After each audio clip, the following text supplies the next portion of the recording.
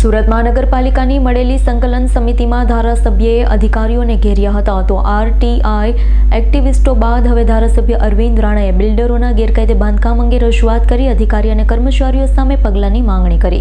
સુરતમાં આરટીઆઈ એક્ટિવિસ્ટો પર સકંજો કસનાર ધારાસભ્ય અરવિંદ રાણાએ હવે ગેરકાયદે બાંધકામ બાબતે કર્મચારી અધિકારીની સામે પગલાં ભરવાની માંગણી કરી। ધારાસભ્ય અરવિંદ રાણાએ એસએમસીની સંકલનમાં રજૂઆત કરી હતી। જણાવ્યું હતું કે ડિમોલેશન કરેલી મિલકતોમાં ફરી ગેરકાયદેસર બાંધકામો તાણી દેવાયા। આકારણી ચોપડે નોંધણી પણ થઈ ગઈ હોવાના સંખ્યાબંધ આક્ષેપો કરાયા છે। ત્યારે મનપા કમિશનરે દરેક ઝોનલ ચીફને દાખલારૂપ કામગીરી માટે સૂચના આપી કાયદા અંગે નિર્ધારિત કટ ઓફ ડેટ બાદ થઈ ગયેલ ગેરકાયદેસર બાંધકામ બાબતે જે તે ઝોનના કર્મચારીઓની જવાબદારી નક્કી કરવાની માંગણી કરી। એટલું જ નહીં, છેલ્લા 3 વર્ષના દરેક ઝોનમાં ગેરકાયદેસર બાંધકામ અંગે થયેલા ડિમોલેશનની કાર્યવાહી બાદ હાલ મિલકતની સ્થળ સ્થિતિ ચકાસણી કરવાની પણ માંગણી કરી હતી। સાથે શહેરના દબાણો અને ટ્રાફિક બાબતે પણ ધારાસભ્યો પણ રજૂઆત કરી। તો સાથે જ્યાં કામગીરી પૂર્ણ થઈ ત્યાં મેટ્રોના બેરિકેડ હટાવી રસ્તાઓ ખુલ્લા કરો તેમ ધારાસભ્ય પ્રવીણ ઘોઘારીએ કહ્યું હતું।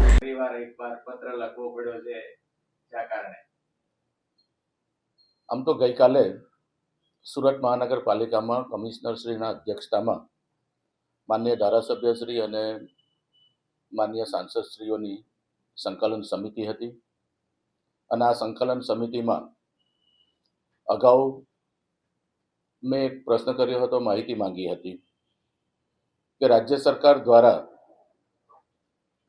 રાજ્યમાં જેટલી પણ ગેરકાયદેસર મિલકતો છે એમાં રાજ્યની જુદી જુદી કોર્ટોમાં કેસો ચાલે છે, હાઈકોર્ટમાં પણ ઘણા કેસો ચાલે છે અને હાઈકોર્ટના આદેશને પગલે કેટલીક મિલકતો તોડી નાખવાની, કેટલીક મિલકતોની ઉપર પ્રાથમિક સુવિધા બંધ કરવાની એવા આદેશો આપવામાં આવ્યા હતા। અને ખાસ કરીને આપણે ખબર હશે કે આખા રાજ્યભરની જુદી જુદી હોસ્પિટલો જે હતી એ હોસ્પિટલોને પણ સીલ મારવામાં આવી હતી અને સરકાર પર જબરજસ્ત દબાણ હોવાને લીધે સરકારે ઇમ્પેક્ટ ફીનો કાયદો અમલમાં મૂક્યો। વર્ષ 2022ના ઓક્ટોબર મહિનામાં રાજ્ય સરકાર દ્વારા આ ઇમ્પેક્ટ ફીનો કાયદો લાવવામાં આવ્યો। રાજ્ય સરકારની મજબૂરી હતી એટલા માટે આ કાયદો લાવવામાં આવ્યો, પરંતુ સાથે સાથે રાજ્ય સરકારે આ કાયદો લાવ્યા પછી રાજ્યની તમામ મહાનગરપાલિકાઓ અને રાજ્યની તમામ એરિયા ઓથોરિટીને તાકીદ કરવામાં આવી એક પરિપત્ર દ્વારા, અને એમાં જણાવવામાં આવ્યું કે હવે પછી રાજ્યમાં કોઈ પણ જગ્યાએ ગેરકાયદેસર બાંધકામ થવું જોઈએ નહીં અને જો થશે તો તેની જવાબદારી જે તે અધિકારી અને કર્મચારીની રહેશે।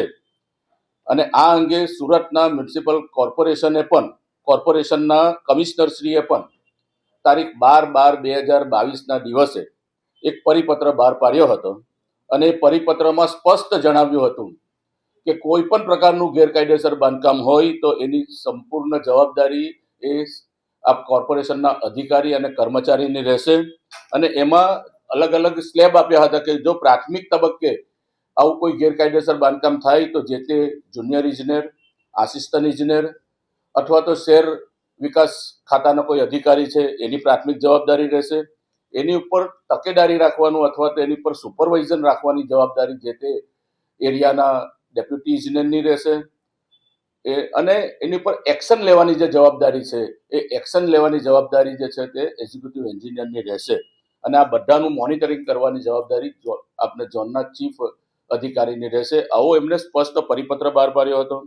એટલે આપણે આ સંકલન સમિતિમાં જે શહેરમાં ગેરકાયદેસર બાંધકામો થાય છે, એપાર્ટમેન્ટમાં ગેરકાયદેસર બાંધકામ થાય છે અને કોમર્શિયલ એકમોમાં પણ ગેરકાયદેસર બાંધકામ થાય છે એની માહિતી માંગી કે કમિશનરશ્રીના 12/12/2022ના પત્રથી આજ દિન સુધીમાં શહેરમાં દરેક ઝોન વાઇઝ કેટલી મિલકતોની ઉપર આવી રીતે ગેરકાયદેસર બાંધકામ થયા છે અને આકારણીના દફતરે એની શું પરિસ્થિતિ છે એની માહિતી માંગવામાં આવી।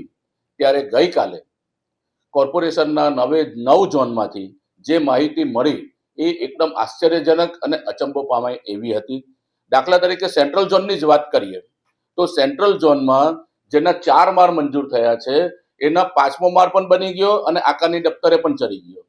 જેના 5 માળ મંજૂર થયેલા હતા એ એપાર્ટમેન્ટ અને એ આપણે ફ્લેટ હોલ્ડરોના જે એક ફ્લોરની ઉપર 8-10 આપણે ફ્લેટ હોય એવી બિલ્ડિંગોમાં પણ જેના 4 માળ હતા તેના 5 માળ આપણે આકારણીના દફતરે ચડી ગયા, જેના 5 માળ મંજૂર છે એના 6 માળ પણ બનીને આકારની દફતરે ચડી ગયા છે. તો આ સંજોગોની અંદર જે માહિતી કોર્પોરેશન દ્વારા આપવામાં આવી તો કમિશનર શ્રી ખરેખર ચોંકી ગયા. કમિશનર શ્રીને પણ આ વાતનો અંદાજો નહીં હતો અને એમને કમિશનર શ્રીએ પણ તાકીદ કરી છે કે દરેક ઝોનમાં આવા જે ગેરકાયદેસર બાંધકામો થયા છે અને આકારની દફતરે એની જે નોંધ થઈ છે એવા તમામ જે એકમો છે એ એકમોની ઉપર કાર્યવાહી તો ઠીક છે, પરંતુ આ બાંધકામ જેને થવા દીધું છે એવા અધિકારી કે કર્મચારી ઉપર પગલાં લેવા એમને તાકીદ કરી છે અને 1 મહિનામાં આ એક્શન લેવાની એમને જવાબદારી જે તે ઝોનના ઝોનલ ચીફોને સોંપી છે. Bureau report S9 news Surat. અમારી તમામ માહિતીથી અપડેટ રહેવા માટે જોડાયેલા રહો S9 ન્યૂઝ સાથે.